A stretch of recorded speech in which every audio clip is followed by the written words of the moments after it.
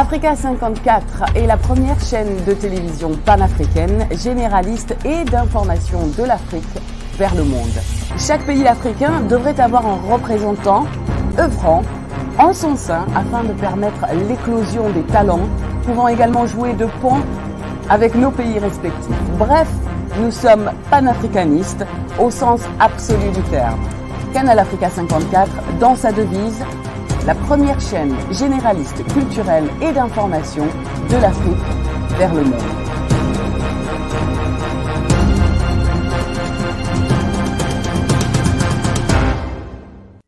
Canal Africa 54 will give to Africans and Afro-Caribbean what they have long been waiting for, expression of their own voice alongside the Western media and elsewhere in the globe. We aim to make the channel professional, sophisticated, contemporary. This channel will offer to viewers a unique experience in digital broadcasting. Our broadcasting and creative departments are dedicated towards having a constant flow of interesting and exciting programs. By using the most sophisticated methods of production, we aim to provide programming which is second to none, developing and enhancing the digital TV services throughout interactive mediums.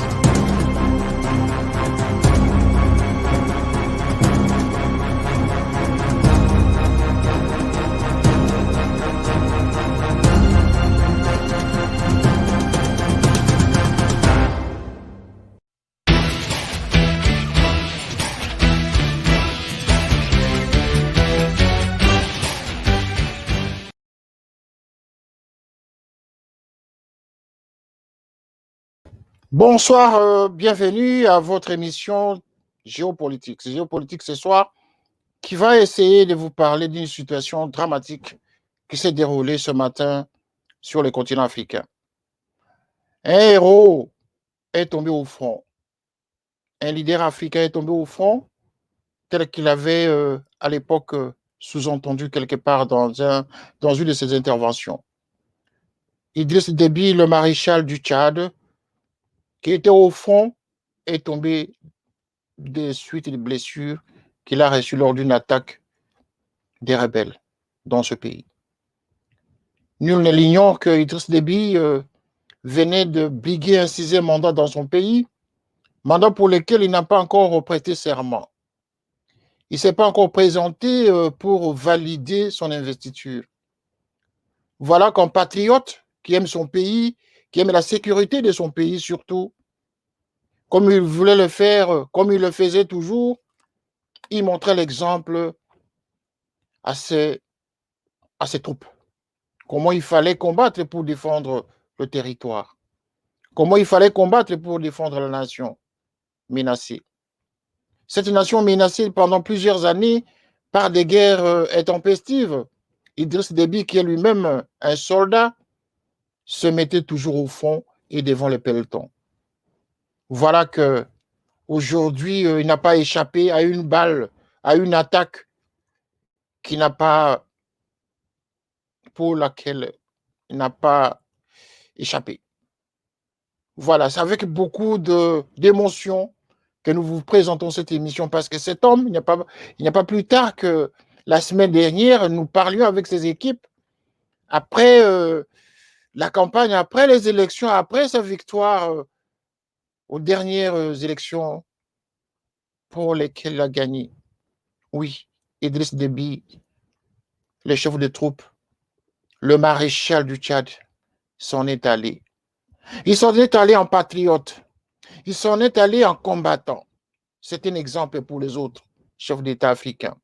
Ceux pour lesquels leurs territoires sont menacés devraient prendre l'exemple du maréchal du Tchad.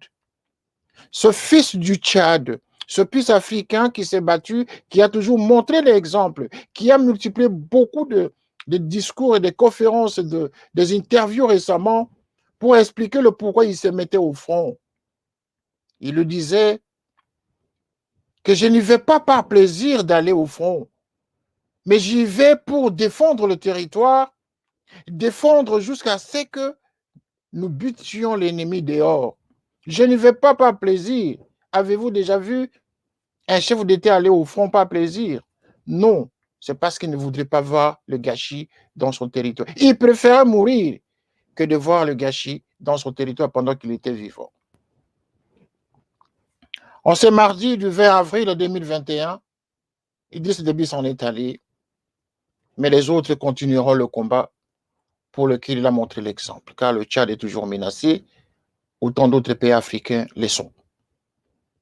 Ainsi, pour partager ce moment de réflexion, ce moment d'échange sur cet homme, nous sommes en duplex actuellement parti du Bénin avec M. Laurent Toninkies, qui est un analyste politique et homme des médias au Bénin, qui analyse justement cette situation depuis le commencement et qui va nous éclairer aujourd'hui qu'est-ce qui s'est passé réellement dans ce pays, le Tchad, qui est aujourd'hui touché par la mort du maréchal Idriss Déby.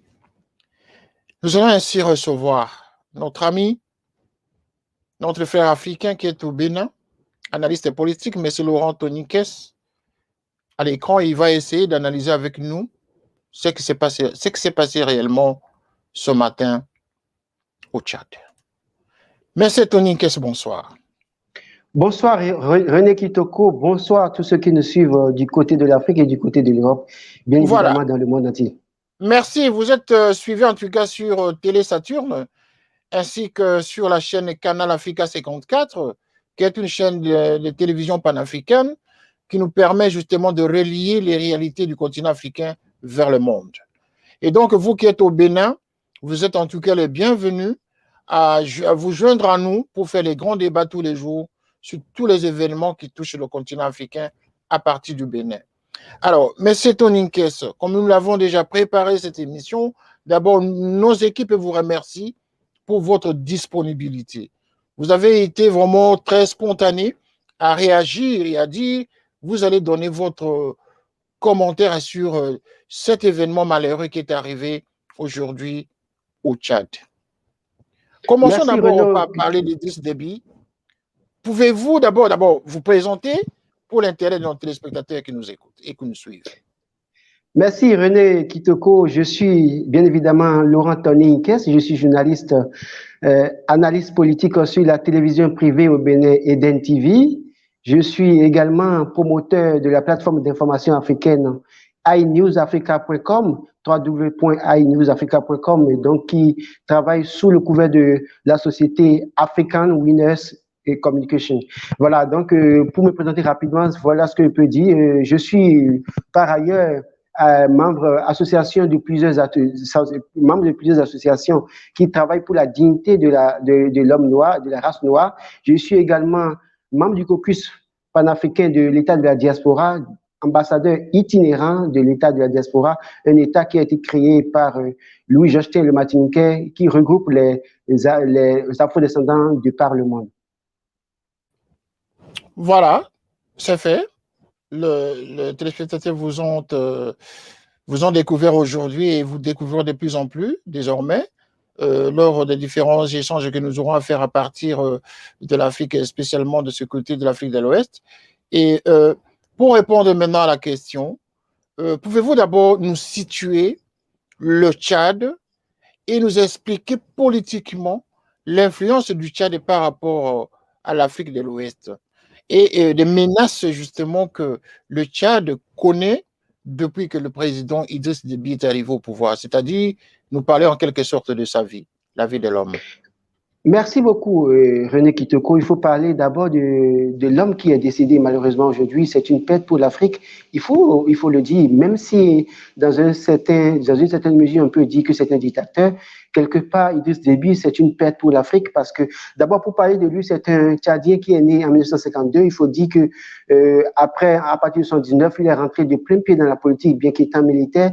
Et il faut dire aussi que avec d'autres acteurs du Tchad, ils ont réussi à dégager du pouvoir l'ancien président Boukouni Ouédé en 1981-82, et ce président a dû se réfugier à ses îles pour se retrouver en Algérie. Alors, donc, à partir de là, ils ont commencé par travailler avec Hissène Habré, l'ancien président dictateur, bien évidemment.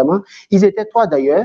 à l'époque pour combattre Hissène Habré, il y avait Idriss Déby Itno, bien évidemment, il y avait Hassan Djammous, il y avait Mahamat Itno, et puis malheureusement, Hissène Habré qui a réussi à attraper Hassan Djammous et Mahamat Itno, il a réussi à tuer les deux. Mais Idriss Déby, lui, s'était réfugié du côté de Khartoum en temps. Après, il a créé sa rébellion en mars 90. Et donc, à partir de mars 90, il a commencé par développer des velléités contre Hissène Habré qu'il réussira pas à chasser du pouvoir en décembre 90 pour prendre le pouvoir le 1er décembre, bien évidemment le 1er décembre 1990. Et donc, c'est à partir de cette époque que Idriss Déby a pris les commandes du Tchad. Et donc, depuis 90, il a organisé les élections en 96, en 2001, en 2006, en 2011 et en 2016. Et bien évidemment, pour son 6e mandat, il a organisé les élections le 11 avril dernier. Il a été réélu. Et selon les résultats, il y a eu 79% de taux de participation, ce qui fait qu'il a été réélu encore pour un 6e mandat, après 31 ans passés au pouvoir. Donc, il devrait diriger encore le Tchad. Mais malheureusement, il ne pourra pas plus diriger parce qu'il décède. Alors, le Tchad, par rapport à la situation de l'Afrique, il faut dire que le Tchad, c'est un pays de l'Afrique centrale, fondamentalement, qui réussit à neutraliser les assauts des djihadistes. Donc, n'eût été un certain Idriss Déby Itno, je crois que les djihadistes auraient pu avoir raison des pays du G5 Sahel, notamment le Niger, le Burkina Faso, le Mali et autres. Donc, c'est Idriss Déby Itno qui, en bon soldat, en bon militaire, qui parfois met non seulement les moyens financiers, les moyens techniques, mais aussi les ressources humaines, et qui va au front pour combattre les djihadistes. Et donc, si le G5 Sahel a eu des résultats sur les djihadistes par moment, il faut saluer la bravoure, la témérité de Idriss Déby Itno. N'eût été sa présence, ce n'était pas évident que cette guerre puisse avoir ces pays puissent avoir du succès par moment sur les djihadistes. Donc voilà un peu la situation par rapport à Idriss Déby, ce qu'il a fait de l'Afrique. Et d'ailleurs, c'est ça qui fait que, avec tous les résultats qu'il a eu au détour de cette lutte contre les djihadistes, le 11 août 2020, lors du 60e anniversaire de l'indépendance de son pays, les députés à l'unanimité ont décidé de le faire maréchal parce que il a gravi pratiquement les échelons. Celui qui se met au devant de la troupe pour combattre mérite qu'on l'honneur de son vivant. Et donc, c'est pour ça qu'il a été fait maréchal pour le Tchad. Et il faut dire que Idriss Déby, grâce à ce qu'il fait, est un soutien de taille pour la France. Seulement que ces derniers jours avant les élections, il est apparu trop confiant et très exigeant par moment avec ses déclarations politiques. Et je craignais déjà, moi, puisque pour avoir abordé la question sur un certain nombre de plateaux, je disais attention, tel que Idriss Déby commençait par prendre la parole, quand vous êtes autant aussi longtemps que votre dictature dure, dès que vous commencez par bousculer les intérêts des puissances étrangères et que vous devenez un élément gênant et exigeant, on peut se débarrasser de vous. Et donc, lorsque vous présentez cet homme, quelque part, par rapport, évidemment, les détracteurs le considéraient comme étant un dictateur. Pouvons-nous considérer qu'au regard de son comportement, dans son élan politique, il s'est comporté en tyran, comme le disent la plupart des Tchadiens? Oui, mais de poser la question aux Tchadiens, ils vous diront, et quand vous regardez même ce qui se passe dans le pays, au Tchad, même si Idriss Déby a eu des résultats contre les djihadistes, même si Idriss Déby s'est investi pour neutraliser les assauts des djihadistes, il faut dire qu'en interne, Idriss Déby avait des problèmes.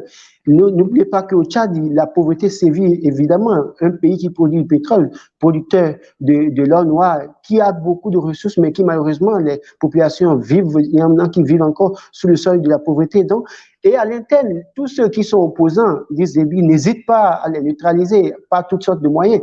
Vous vous souvenez, avant cette élection du 11 avril dernier, Yaya Dillo, l'un des opposants de taille d'Idriss Déby, sa maison a subi un assaut, sa mère de 80 ans est décédée, son neveu de 11 ans est décédé. Et ce qui a conduit Saleh Kebzabo, un autre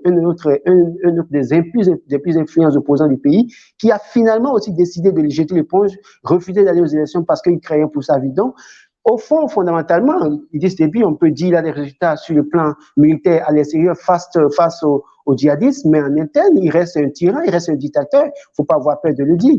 Et c'est ça qui fait son problème, c'est ça qui fait sa faiblesse. Et quand vous regardez la tête de pont des rebelles ont fini, qui, dit-on, ont fini par avoir raison de lui. Mahamat Mahdi Ali, il a été aussi exilé pendant 25 ans du côté de la France, a servi, a été membre du Parti socialiste. Et celui-là qui a toujours juré fait partie d'Idriss Déby. Je crois qu'aujourd'hui, peut-être, il a raison de Idriss Déby. Est-ce que c'est lui vraiment, ces rebelles qui ont tué Idriss Déby, ou bien il y a eu un problème en interne au niveau de son équipe, ou bien il y a eu un assaut, je dirais un griffe des puissances étrangères qui ont fini par comprendre que c'est un allié de trop, il fallait se débarrasser de lui. Autant de questions qu'on peut se poser aujourd'hui. Autant de questions qu'on peut se poser aujourd'hui, effectivement. Ne l'oublions pas qu'avant la campagne pour son 6e mandat, il y a eu beaucoup de débats au niveau des médias internationaux, également dans certains milieux politiques à l'étranger, sur son engouement justement à rester au pouvoir. Nous avons eu même un grand média qui a travaillé avec nous avant, je crois, 3 mois avant les élections, et avec lesquels nous avons eu un partnership sur les débats au Tchad. Donc, il en est ressorti que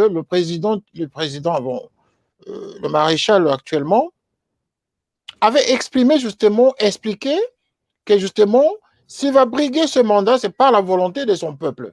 C'est le peuple qui va décider, c'est la direction du parti qui décidait tout et qu'il était disposé justement à suivre la voie de la direction de son parti.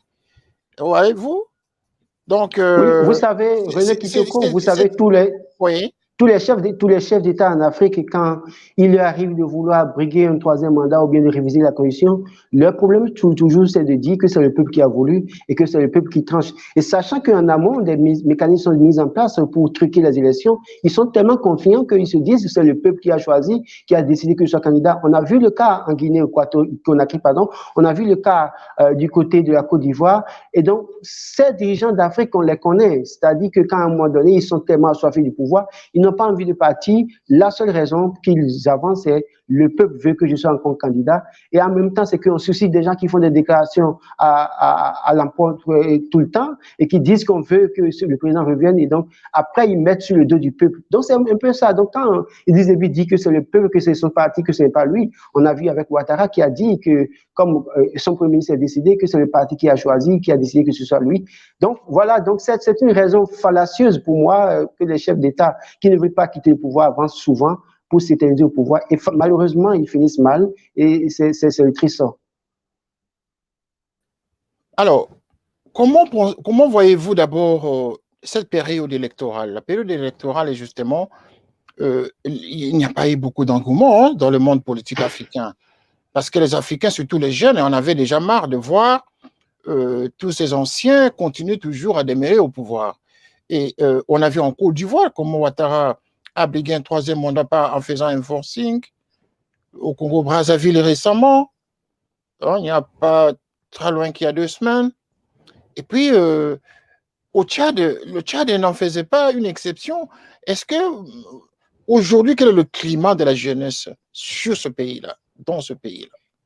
Mais il faut dire que dans tous les pays d'Afrique aujourd'hui, évidemment, les jeunes, les femmes, les populations plus ou moins fatiguées de la manière dont les chefs d'État se prennent le pouvoir. Et c'est ça qui fait que vous avez constaté qu'il y a de forts taux d'abstention dans tous ces pays. Vous avez cité le Congo, ce n'est pas une exception. Vous avez cité la Côte d'Ivoire, on a vu le taux de participation de l'autre côté là-bas. On a vu le taux de participation du côté du Tchad. Et bien évidemment, je suis au Bénin. Vous voyez le taux de participation au Bénin également, où c'est un taux de participation en polémique, où la société civile estime que c'est 26,45% de taux de participation, mais la Commission électorale nationale qui parle de 50,17%, et puis la Cour constitutionnelle qui vient monter aussi les 50% jusqu'à hauteur de plus de 50,40%. Donc, vous imaginez, il y a de plus en plus un désintérêt des populations par rapport aux élections. Ils se disent, mais finalement, si nous allons voter, à quoi ça sert?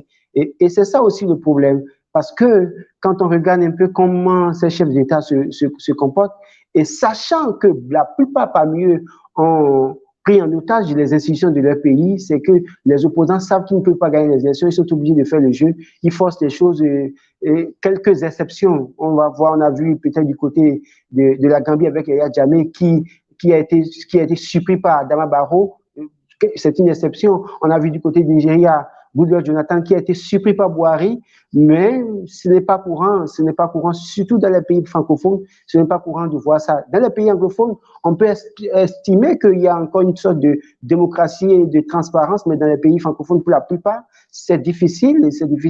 Et tant que aussi ces chefs d'État continuent de satisfaire les intérêts de la France, il faut avoir le courage de le dire.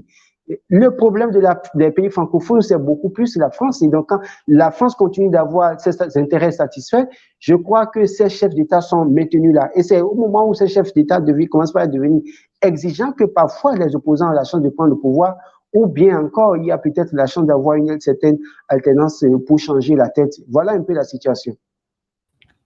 Et donc, Idriss Déby qui s'en va de manière tragique, on peut le considérer ainsi, de manière tragique, parce qu'il est mort au front. Est-ce que vous croyez à cette thèse? Moi, fondamentalement, je ne crois pas trop à cette thèse. Je m'explique et je le dirai haut et fort. Quand vous regardez la situation dans laquelle les rebelles ont commencé par prendre d'assaut le Tchad et qu'on dit qu'il y a eu plusieurs colonnes qui venaient du nord du Tchad pour venir à N'Djamena, à la capitale, pour dégager Idriss Déby. Et quand on regarde un peu la situation, on dit Idriss Déby est allé mort au front. C'est vrai que Idriss Déby a dit qu'il aurait souhaité mourir au front, les armes à la main. C'est vrai, c'est un brave et il a toujours combattu au front. Mais quand on regarde la situation, comment comprendre que des gens qui sont des résistants qui veulent prendre le pouvoir ont tué Idriss Déby, le président de l'N6? Cela suppose que s'ils l'ont tué, c'est qu'ils ont pris le contrôle. Parce que s'ils arrivent à tuer le maréchal qui contrôle l'armée, qui est le chef de l'armée, c'est qu'ils ont réussi à annihiler les forces des forces armées. Donc, ça veut dire qu'ils ont le contrôle du Tchad. Mais comment comprendre que des gens qui ont tué le chef de l'État, le maréchal, n'ont pas le pouvoir, mais l'armée a la possibilité d'aller faire une déclaration et en même temps on met son fils.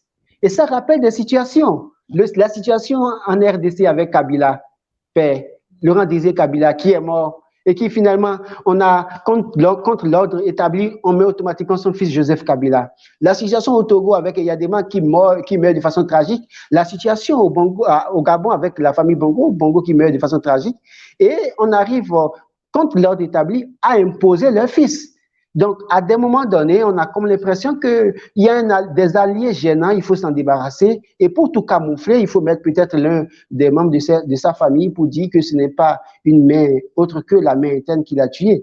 Sinon, si c'est les résistants qui l'ont tué. J'ai lu tout à l'heure à l'instant un communiqué des résistants qui me semble assez ambigu. Et sachant que Mahdi Ali a été en France pendant des années, a été membre du Parti socialiste, donc ça veut dire qu'il est aussi connu du sérail de la politique française. Je me demande si réellement c'est les rebelles ou les résistants, les opposants qui ont tué Idriss Déby, ou bien c'est un coup pour se débarrasser d'un allié qui est devenu ces derniers temps trop gênant, très gonflé, parce qu'il faut dire, avant les élections, quand Idriss Déby disait déjà qu'on peut envoyer autant d'observateurs au Tchad qu'on veut, que l'Occident, il n'a même pas précisé, enfin, l'Occident peut envoyer autant d'observateurs qu'il veut au Tchad, que lui gagnera les élections. Il paraissait très, très sûr de lui. Il paraissait très confiant parce que désormais, il pense qu'on ne peut pas se débarrasser de lui. C'est vrai qu'il peut penser que sans lui, on ne peut pas annihiler les velléités des djihadistes au G5 Sahel, mais sans oublier que aussi longtemps que le djihadisme dure, il y a une puissance qui continue de piller les ressources de l'Afrique. Voilà, nous allons voir un peu, nous allons voir un élément pour passer à l'analyse sur le côté héroïsme de l'homme. Essayons de regarder cet élément, un extrait de son entretien avec les médias, et analysons cet élément. Si cet élément ne ressort pas quelque part l'héroïsme de l'homme, son courage à vouloir défendre coûte que coûte son territoire menacé. Suivons. Que vous avez vu un jour un chef d'État prendre une arme et aller se battre. Vous croyez que je l'ai fait parce que je suis brave? Je l'ai fait parce que je suis courageux? Non. Je l'ai fait parce que j'aime ce pays et je ne veux pas le désordre s'installe dans ce pays. Donc j'ai préféré aller mourir sur le terrain et ne pas voir le désordre qui s'en suivra. Mais voilà, j'ai préféré mourir pour ce pays et ne pas voir le désordre qui s'en suivra. C'est-à-dire qu'il en avait marre quelque part. Qu'est-ce que vous en pensez? Oui. Oui, non, au-delà de tout, au-delà de ce que Idriss Déby est un dictateur, un tyran, il faut mentionner, il faut préciser que Idriss Déby est un patriote, il aimait son pays. Et c'est parce qu'il aimait son pays il a tout le temps voulu se mettre au devant de la foule des combattants pour combattre le djihadisme. Ça, il faut pas le nier. Mais au-delà de tout, c'est si vous combattez et que vos compatriotes en interne ne sont pas heureux, c'est un problème et c'est peut-être ça que Idriss peut payer en partie. Maintenant, comme je l'ai dit, est-ce vraiment les rebelles ou les résistants qui ont tué Idriss Déby? C'est un patriote, c'est un héros, il faut le dire. C'est une perte pour l'Afrique. On se souvient de Muammar Kadhafi qui est mort comme ça, de la façon la plus tragique possible, avec malgré tout ce qu'il faisait pour son pays, pour l'Afrique. L'Afrique vient de perdre encore un digne fils héros, même si en interne, il reste un dictateur et un tyran. Voilà, pour entamer cette deuxième partie de l'émission, nous allons recevoir en même temps un deuxième invité qui a suivi cette émission, comme je vous l'avais prévenu en tout cas. Nous avons un autre invité qui va prendre l'émission à partir de cette deuxième partie de l'émission et nous allons analyser encore une fois le côté héroïsme de l'homme et de l'avenir du Tchad après Idriss Déby et qu'est-ce qui va s'en suivre maintenant, qu'est-ce qui va se passer si réellement son fils va tenir les cordes de manière solide pour tenir le Tchad vers son développement et surtout combattre les djihadistes qui continuent à menacer le Tchad. Nous allons prendre alors M. Adrien Poussou, qui est un ancien ministre de la communication de la République centrafricaine au temps de la transition centrafricaine. Il était à la com et également il travaillait aussi, il était porte-parole de la primature en République centrafricaine. Monsieur Adrien Poussou, bonsoir. Bonsoir, monsieur Kitoko. Merci de m'avoir invité. Vous êtes le bienvenu. Vous allez nous dire d'abord sommairement votre expérience en tant qu'homme politique, parce que vous avez quand même été actif politiquement dans votre pays, la Centrafrique, et actuellement, vous avez même publié un ouvrage. Vous êtes l'une des personnes qui avait rencontré physiquement le maréchal du Tchad il n'y a pas très longtemps. Et vous étiez au Tchad, vous m'avez appelé, vous avez voulu faire indiquer sa partie du Tchad. Comment vous ressentez-vous ce soir après avoir rencontré monsieur le président maréchal et que vous apprenez ce matin que cet homme s'en est allé? Quelle est votre réaction, monsieur? Écoutez, je suis Bantou. Donc, chez nous, les Bantous, lorsqu'une personne décède, on lui pardonne tous ses torts et on demande au principe créateur de l'accueillir auprès de lui. Le président Déby reste un homme, donc il a sa part d'ombre et il a sa part de lumière. Personne de sérieux aujourd'hui ne peut dire que le président Déby est un ange. Il a dirigé son pays d'une main de fer. Certains de ses compatriotes vous le diront. Mais en même temps, ce fut un patriote. C'est quelqu'un qui aimait profondément, et votre invité l'a rappelé, c'est quelqu'un qui aimait profondément son pays. Il a donné, en tout cas sacrifié plusieurs années de sa vie à servir le Tchad. Il en a payé un lourd tribut. Aujourd'hui, il meurt sur le champ de bataille. J'apprends ça et là des versions, des rumeurs et autres qui circulent, qui tendent à comment dire, à donner une autre version de cette mort, de ce décès. Mais je voudrais rappeler que ce n'est pas la première fois que Déby Itno va sur le terrain. Et quand on dit que Déby Itno va sur le terrain, il ne va pas seulement haranguer ou encourager ses soldats sur le terrain. Il participe au combat. Il est devant. c'est ce qu'il faut rappeler. Donc, c'est pas exclu qu'il puisse, en tout cas, être touché par le feu ennemi. Mais une fois qu'on a dit cela, moi j'ai une réaction d'inquiétude. Je suis très inquiet en vous parlant ce soir pour la région, pour la sous-région, parce que l'instabilité au Tchad, la déstabilisation du Tchad risque d'entraîner l'effondrement de cette sous-région-là qui est en proie à de nombreuses menaces djihadistes, menaces terroristes, Boko Haram, tout cela. Et puis le Tchad est une poudrière. C'est ce qu'il faut se le dire. Le Tchad est une poudrière.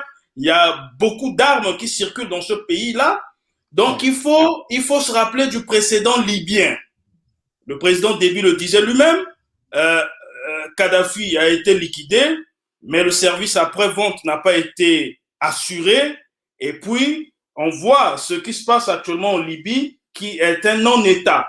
Donc, il faut éviter que cette situation-là puisse arriver au Tchad, parce que le Tchad occupe une place assez stratégique en Afrique centrale, et il faut éviter un effondrement du Tchad.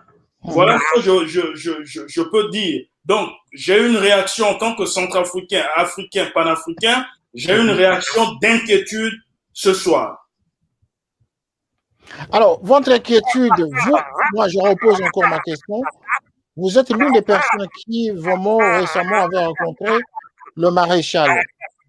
Tout à fait. Votre sentiment en tant que cet homme, en tant que Sédine, fils du continent africain, qui est allé le rencontrer pour vous présenter, je me permets de le dire parce que nous allons en parler. Tout à fait. Oui, vous avez, même sans le savoir, vous avez écrit un grand ouvrage que vous m'avez d'ailleurs, vous m'avez déjà parlé à ce sujet. On devait faire d'ailleurs une grande émission là-dessus. Mais quel est votre sentiment lorsque vous apprenez ce matin que l'homme que vous avez rencontré, à qui vous avez présenté cet ouvrage, s'en est allé? Comment vous avez ressenti il n'y a pas longtemps, vous étiez avec lui au Tchad? Absolument. En tout cas, je n'en revenais pas. Vous savez, aujourd'hui, l'histoire, quelque part, nous donne raison, parce que il s'agit de cet ouvrage. Vous parlez de cet ouvrage, le maréchal du Tchad, Idriss Déby Itno, un patriote sans égal. Ce livre a été rédigé par un ancien journaliste d'investigation sénégalais.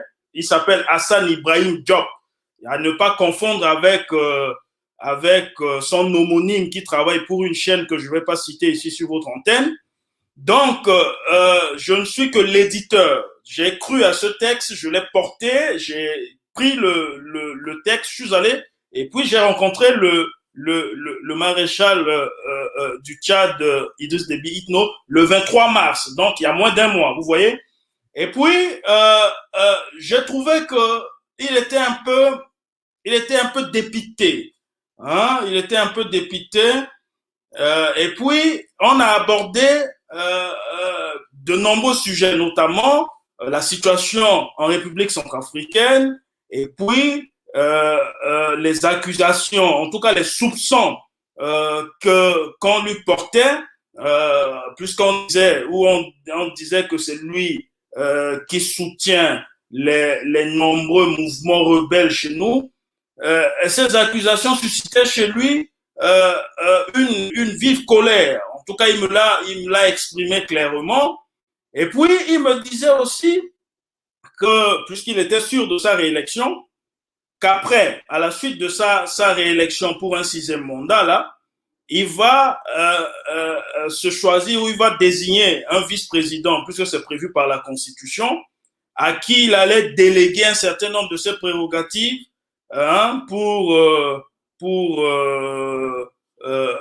diriger le pays. Mais il voulait, en tout cas son engagement panafricain, son engagement pour défendre l'intégrité non seulement du territoire tchadien, mais aussi l'intangibilité des frontières africaines, cette détermination-là était telle que en tout cas, il le disait avec animation. Hein, c'était l'une de ses priorités.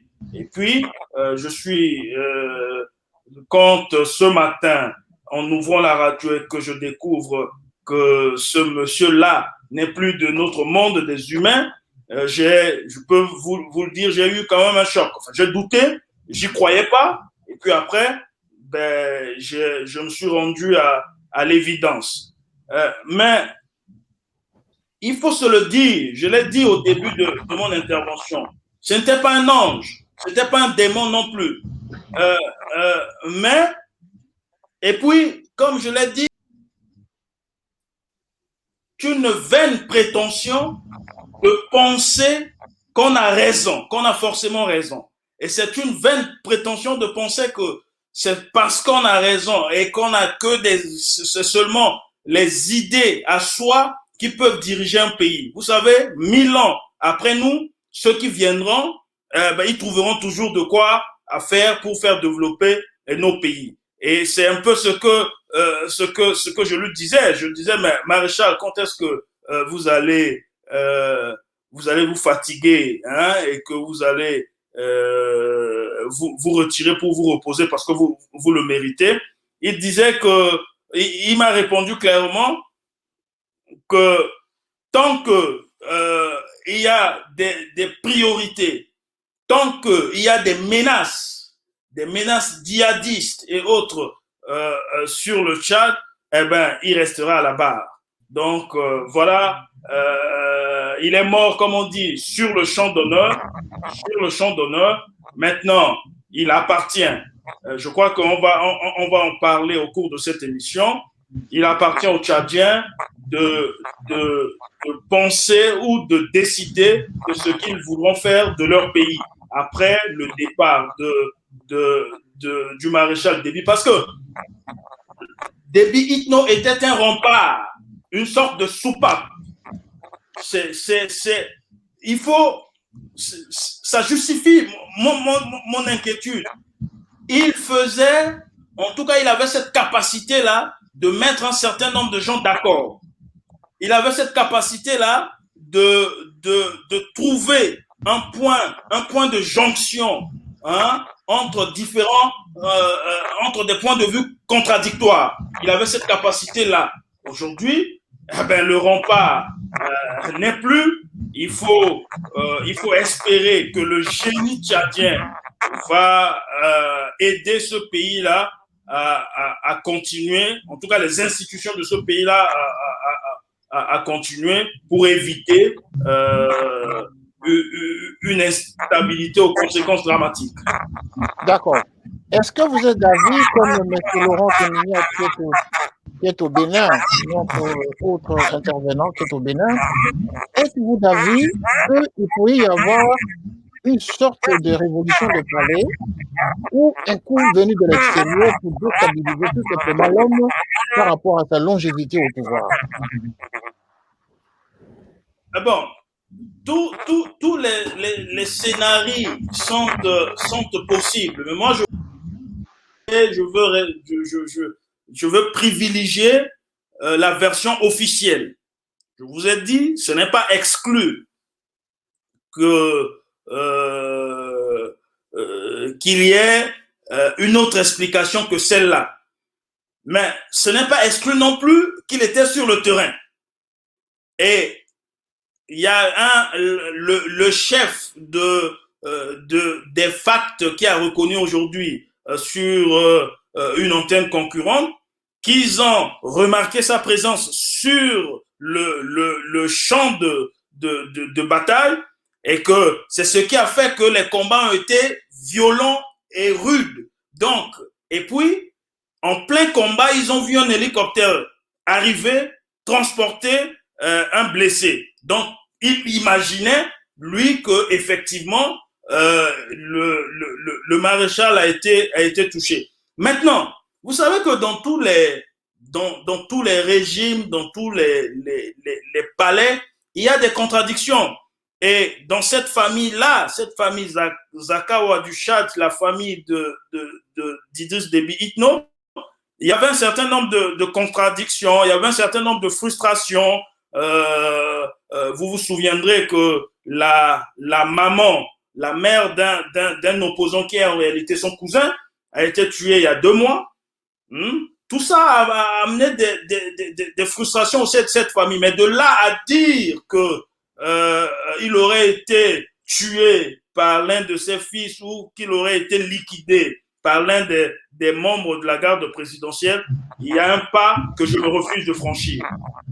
Mais pourquoi pas? Pourquoi pas? Parce que même M. Laurent Coniquet a fait des références ici. Vous vous en souviendrez, hein? En RDC, il y a eu Laurent Désiré Kabila qui a été assassiné et dont l'énigme est restée toujours jusqu'à ce jour. Les criminels, on n'en connaît pas. On a arrêté des innocents qui ont été mis en prison, mais libérés 20 ans plus tard. Et il a même évoqué le cas du Togo, on n'a jamais arrêté personne.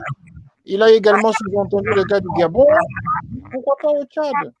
Pourquoi pas? Tout est possible. Vous savez que comparaison n'est pas raison. Et pourtant, c'est ce qu'on voit sur le terrain.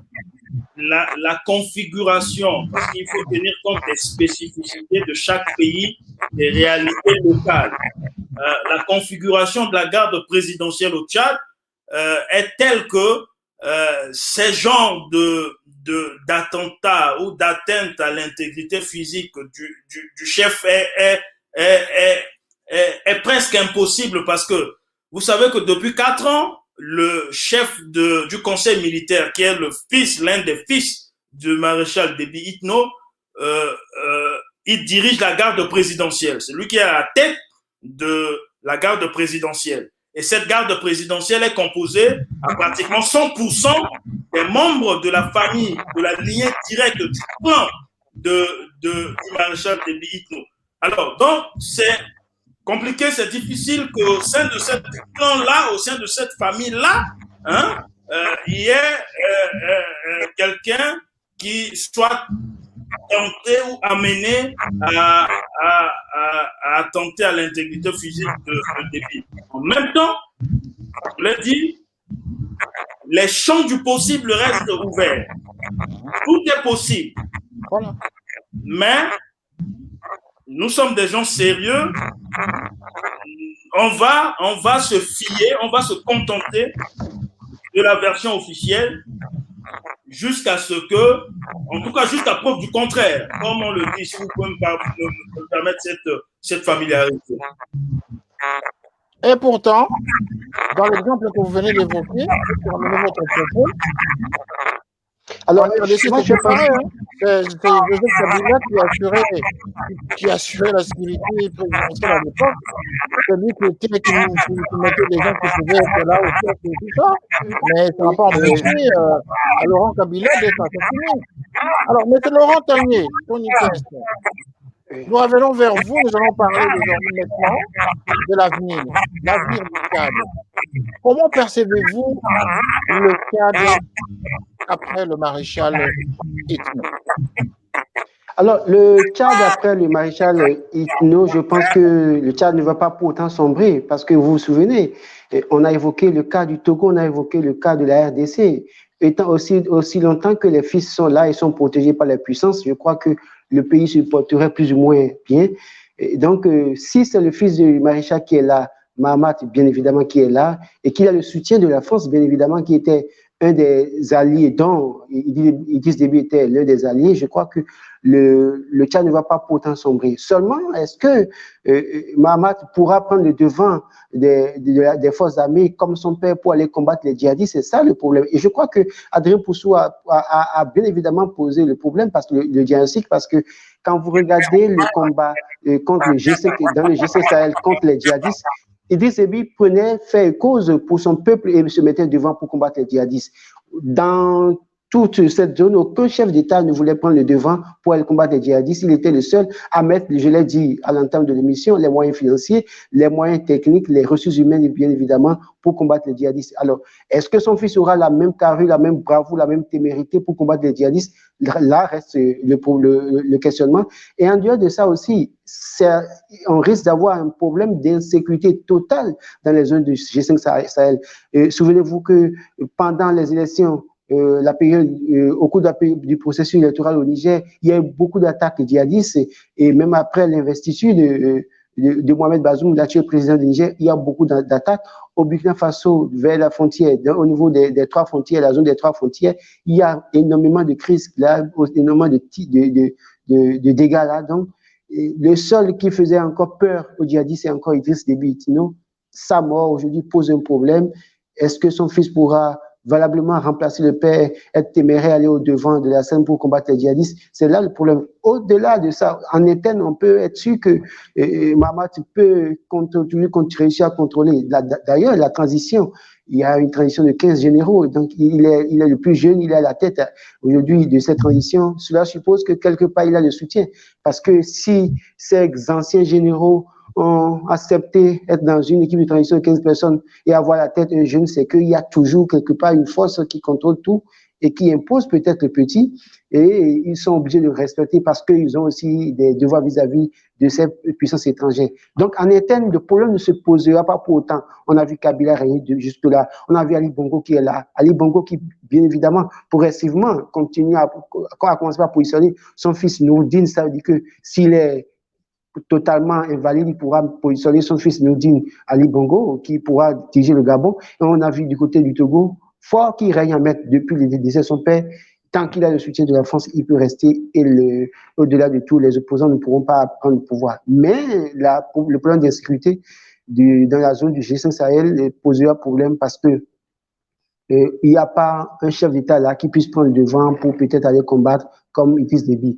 Maintenant, comme je l'ai dit, nous sommes dans une situation de quand on parle de djihadisme, n'oubliez pas que tant qu'il y a djihadisme, il y a exploitation des ressources, pillage des ressources. Donc, aussi longtemps que le djihadisme dure, aussi longtemps, ça arrange certaines forces. Et est-ce que ce n'est pas aussi, ça ne fait pas partie des raisons aussi du départ subit de Idriss Déby Itno? On peut se poser la question. Bien sûr, on peut se poser beaucoup de questions.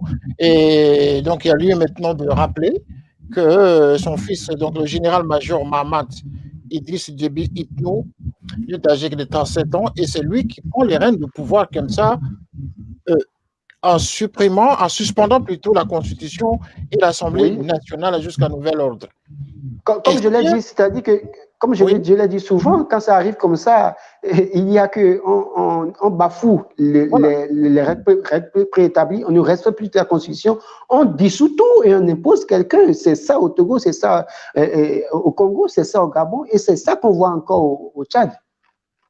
C'est-à-dire, c'est le modèle africain, à chaque fois qu'il y a changement d'un ancien leader, c'est-à-dire c'est celui qui a posé le pied pendant une trentaine d'années, qui a enraciné un système. Pour le déboulonner, c'est toujours qu'il faut suspendre la Constitution, suspendre les institutions de la République pour qu'il y ait un homme fort qui s'installe d'abord.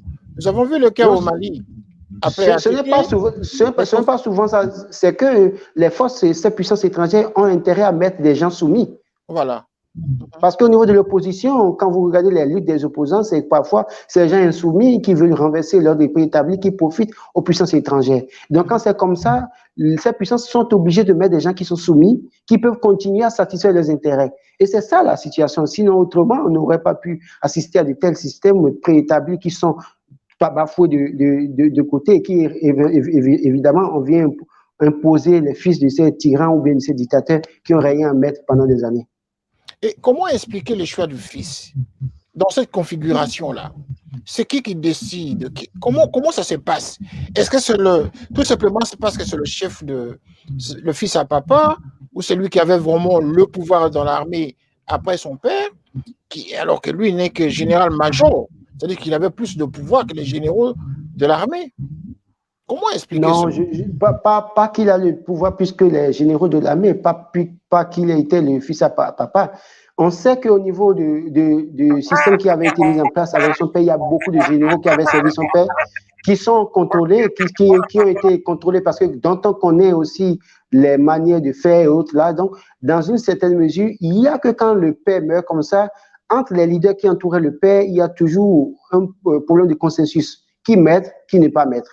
Alors, puisqu'il y a peut-être puissances étrangères qui sont derrière, qui peuvent toujours contrôler leurs intérêts, essayer de continuer à faire un certain nombre de choses dans le pays. C'est peut-être eux qui imposent, parce que quand vous regardez le cas des pays que nous avons cités, il y a bien des personnes qui pouvaient prendre dans le système qui était mis en place par les pairs, mais qui finalement on a mis de côté pour dire, écoutez, vous faites l'unanimité autour de tel fils, et on continue de vous soutenir, et vous-même vous avez, parce qu'en fait, n'oubliez pas que l'une des conditions, c'est que si vous ne respectez pas les principes de ces puissances étrangères, n'oubliez pas que vous aurez aussi fort à faire, on peut vous créer tous les ennuis possibles. Donc, il y a que, puisque les autres acteurs influents autour du père ne peuvent pas s'entendre, et vous avez vu au Gabon, ça a commencé. Ali Bongo, sachant qu'il ne pourra pas longtemps diriger le pouvoir, et sachant que la Constitution disait que quand il n'est pas là, soit le président de l'Assemblée ou le président de la Cour constitutionnelle prend le pouvoir, il a essayé de réviser la Constitution pour installer une sorte de triumvirat pour permettre, pour faire en sorte que quand vous allez voir, quand il ne sera pas apte pour le pouvoir, il y aura difficulté pour les trois personnes là qui constituent le triumvirat de s'entendre. Et dans ce, je dirais, dans ce désordre, peut-être que quelqu'un viendra dire, bon, écoutez, maintenant, nous dit Ali Bongo qui continue de diriger le Gabon et on fait l'unanimité autour de lui. Donc, voilà, c'est un système qui sont préétablis aussi de leur côté. Dans l'ombre, on attend de voir ce que ça va donner. Si quand la situation arrive, on sort les cartes seulement à jouer. Voilà. Alors, monsieur Adrien, pour vous, non, je voudrais quand même réagir. Je voudrais, si vous me permettez, je voudrais réagir à ce que j'ai entendu. Vous savez, je suis un peu gêné aux entournures lorsque des noms sont cités, lorsqu'on fait des amalgames et autres. On peut toujours rester au bord de la Seine ou de la Manche et de faire des plans comme ça sur la comète, mais les réalités de terrain dans nos États africains sont souvent complexes, sinon compliquées. On a suspendu, pour revenir à votre question, la Constitution a été suspendue, hein, le gouvernement, l'Assemblée nationale dissous. Il faut se dire que l'Assemblée nationale tchadienne c'est depuis 5 ans que cette Assemblée-là devait être renouvelée. Moi, je pense sincèrement que les décisions qui ont été prises vont dans la bonne direction. Parce qu'il ne faut pas mettre de côté l'histoire de ce pays-là. Vous savez qu'il y a 30 ans à peine, le Tchad était un berceau, si ce n'est un repère de différentes factions qui s'affrontaient à Djamena. L'instabilité dans ce pays était endémique avec des chefs de guerre partout. Et c'est parce que Déby Itno a tenu la barre d'une main de fer qu'il a su imposer la paix au Tchad par la force. Donc, il est mort au combat. On pouvait faire appliquer la Constitution, mais malheureusement, dans un environnement où ceux qui animent les institutions ne faisaient que de la figuration, parce que c'est cela, il faut se souvenir de ce que le président Obama disait, l'Afrique n'a pas besoin d'hommes forts, mais d'institutions fortes. Dès lors que nos institutions sur le continent sont des institutions qui sont faibles, parce que les institutions oui, je suis d'accord. ne sont que le reflet de ceux qui les animent, eh bien, il faut des hommes justement à point pour maintenir le fonctionnement de l'État. Le chef du conseil militaire, le fils du président Déby, là, le maréchal, il n'a pas été désigné parce qu'il est le fils du maréchal. Il a été désigné parce que c'est un chef militaire qui a fait ses preuves. Il était au Mali, souvenez-vous. Il dirigeait, il commandait les troupes tchadiennes au Mali. Et puis, il a fait ses preuves au combat. C'est pour ça que son père l'a ramené depuis 4 ans auprès de lui à Djamena et qui dirige la garde présidentielle. Il y a des chefs d'unité au sein du conseil militaire, il y a beaucoup de chefs d'unité, c'est-à-dire que des gens qui commandent des hommes qui ont des armes et des armes lourdes. Alors, je pense très sincèrement qu'il était, et pour un démocrate, ça va être assez paradoxal, mais il était nécessaire de suspendre les institutions, d'opérer cette rupture-là, et puis de mettre en place des institutions provisoires. Et puis, le conseil militaire a tendu la main à l'ensemble de la classe politique centrafricaine. Je pense qu'il faut que des Tchadiens puissent parvenir à un consensus et puissent savoir ce qu'ils veulent pour leur pays. L'exemple soudanais peut servir de cadre. C'est que on peut mettre en place un gouvernement de civils et de militaires pour conduire cette transition-là en attendant de mettre en place des institutions démocratiques issues des urnes. Mais je pense qu'ils n'ont pas eu d'autre choix que de mettre en place ce conseil militaire-là, d'autant plus que la constitution de 2018 prévoyait la nomination, la désignation d'un vice-président, qui devait en principe assurer l'intérim, n'a pas été désigné. Il y avait un vide de ce côté-là. Vous allez me dire, ben, le président de l'Assemblée pouvait assurer la vacance du pouvoir et organiser les élections. Est-ce que le président de l'Assemblée a les moyens? Quand je parle de moyens, je parle de moyens militaires. Parce que c'est ça les réalités locales. Celui qui tient les troupes, celui qui tient l'armée a le pouvoir dans nos États africains. Alors, on ne pouvait pas faire autrement. On ne pouvait pas faire autrement que de mettre ces institutions. On ne pouvait pas faire autrement. OK. Mais ma question à vous deux, en tout cas, à vous deux, c'est une question que je vous pose pour terminer l'émission. Pourquoi le choix de son fils? C'est ça la question. Pourquoi son fils? Justement, je me pose la question, évidemment. Monsieur Laurent, je me pose la question quand je suis Adrien Poussou. Je ris parce que je me demande, c'est vrai que son fils a fait l'épreuve au Mali, je n'en doute pas, mais toujours est-il qu'il n'est pas le seul général de l'armée tchadienne. Donc, on peut mettre d'autres personnes. Pourquoi son fils? Pourquoi c'est Mahamat Idriss Déby Itno qu'on met là? Donc, c'est ça pose un problème. Ça pose un problème. Au-delà de tout, quand vous dites que c'est la meilleure option, parce que celui qui est au Parlement qui doit prendre le pouvoir n'a pas les moyens et que c'est celui qui... C'est la moins mauvaise solution. Maintenant, quand vous dites que c'est celui qui au Parlement n'a pas les moyens, c'est que c'est celui qui tient la troupe. L'armée est là pour servir quiconque vient au pouvoir. Donc, même si on met le président de l'Assemblée nationale là, même si on met le président du Conseil constitutionnel tchadien là, c'est que l'armée a l'obligation de servir cet homme. Donc, on ne peut pas dire que c'est parce que c'est obligatoirement la meilleure option ou bien le fils de Idriss Déby qui pourrait mieux contrôler la situation. Moi, je crois qu'au-delà de tout ça pose un problème.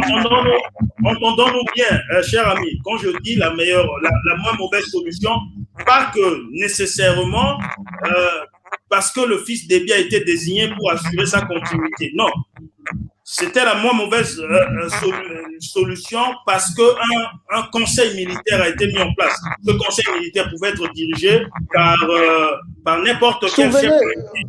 Mais le fils Déby commande une unité qui est l'unité la mieux entraînée, la mieux armée, la plus aguerrie, et puis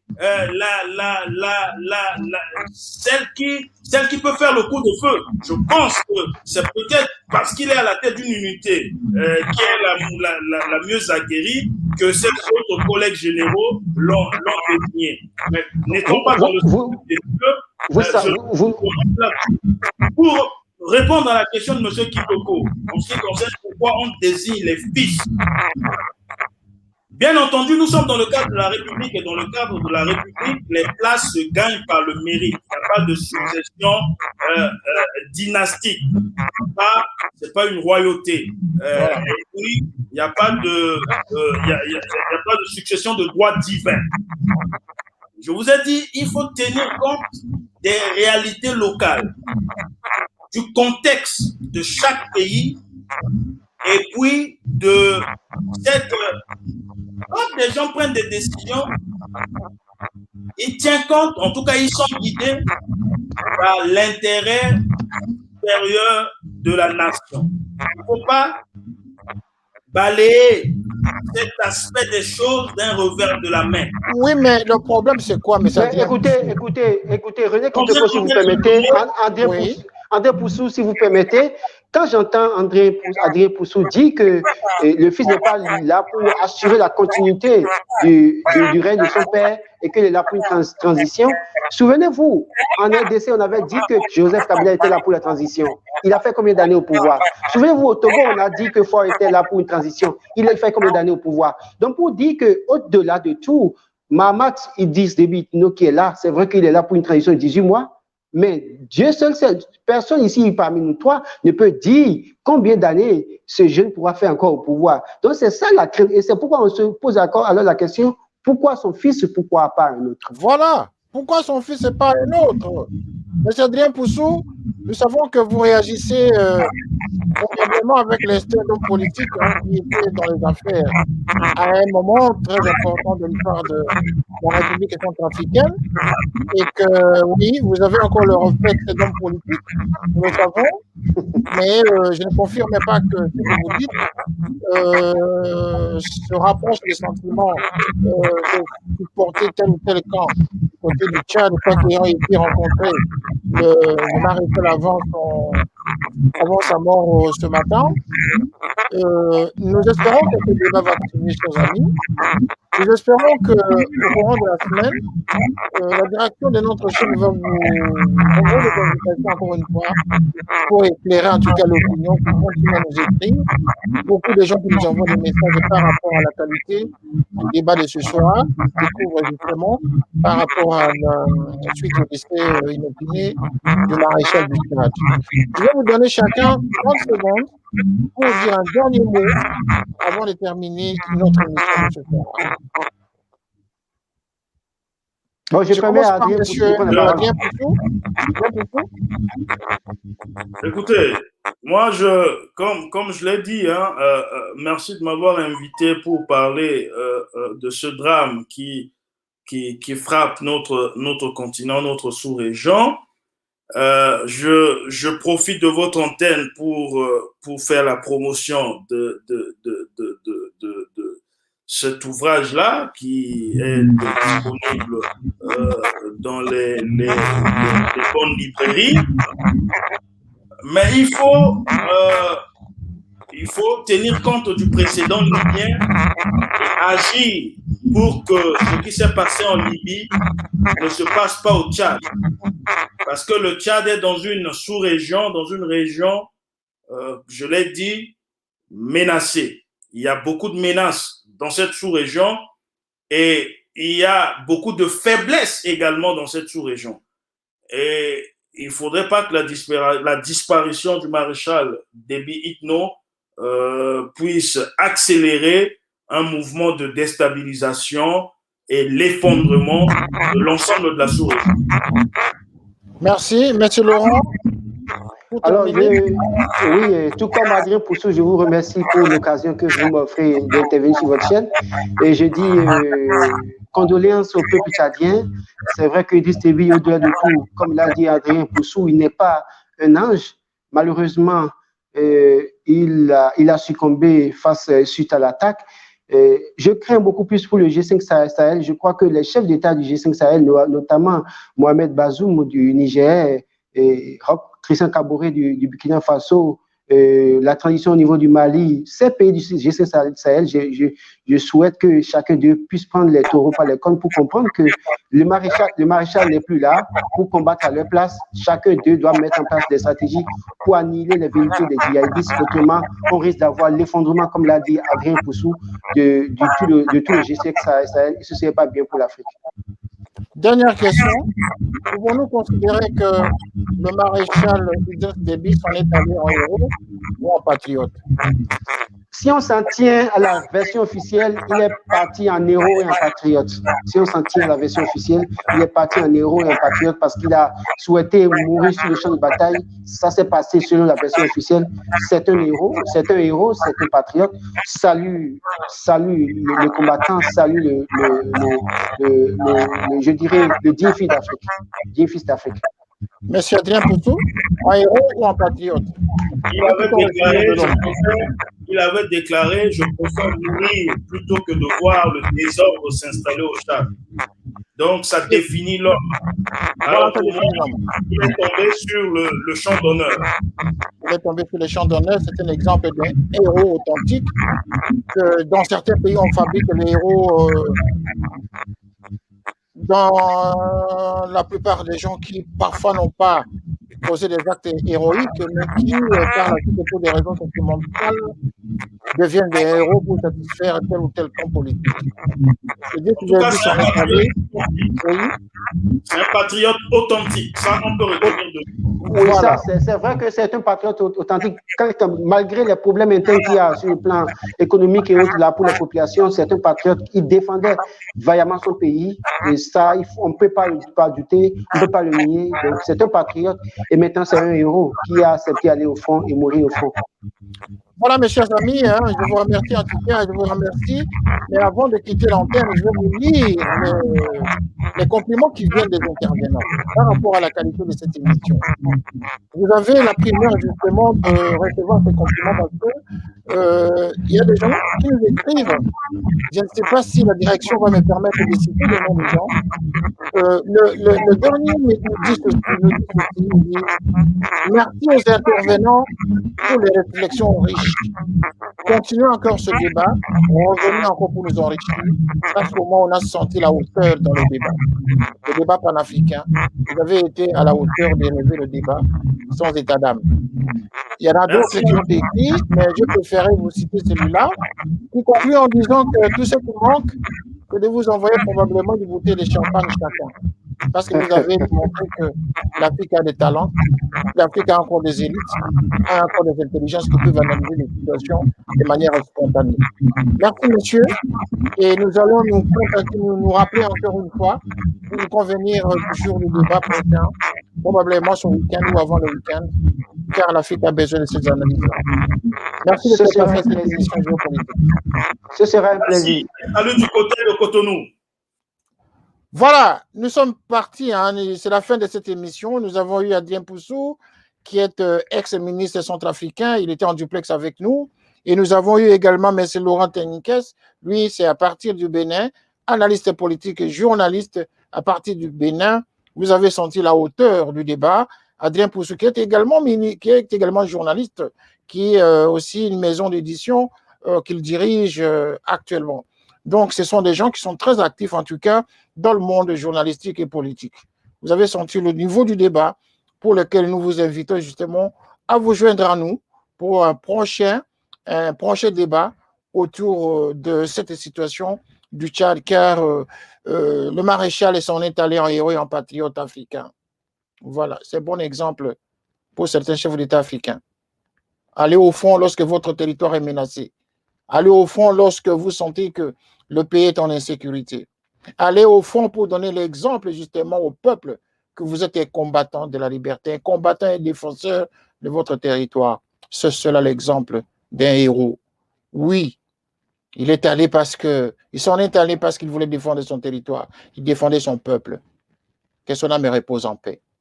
Merci d'avoir suivi cette émission. Merci à tous ceux qui nous suivent à partir de l'Afrique. Merci à vous tous qui nous écrivez à partir des États-Unis. Nous avons beaucoup de messages là. Merci beaucoup de suivre cette émission. Nous allons revenir, comme je l'ai dit, pour continuer cet entretien, cet échange. Cet échange qui a été très regardé ce soir. Je ne peux que vous remercier, la main dans le cœur et avec beaucoup d'émotion. À très bientôt pour une prochaine édition. Au revoir. Canap 54 TV, la première chaîne généraliste culturelle et d'information de l'Afrique vers le monde. Canap 54, Canap 54, Canap 54, Canap TV. Africa 54 est la première chaîne de télévision panafricaine, généraliste et d'information de l'Afrique vers le monde. Chaque pays africain devrait avoir un représentant œuvrant en son sein afin de permettre l'éclosion des talents, pouvant également jouer de pont avec nos pays respectifs. Bref, nous sommes panafricanistes au sens absolu du terme. Canal Africa 54, dans sa devise, la première chaîne généraliste, culturelle et d'information de l'Afrique vers le monde.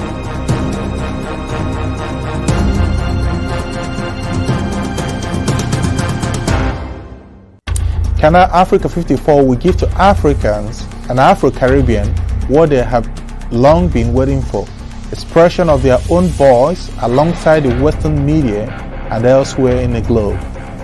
We aim to make the channel professional, sophisticated, contemporary. This channel will offer to viewers a unique experience in digital broadcasting. Our broadcasting and creative departments are dedicated towards having a constant flow of interesting and exciting programs. By using the most sophisticated methods of production, we aim to provide programming which is second to none, developing and enhancing the digital TV services throughout interactive mediums.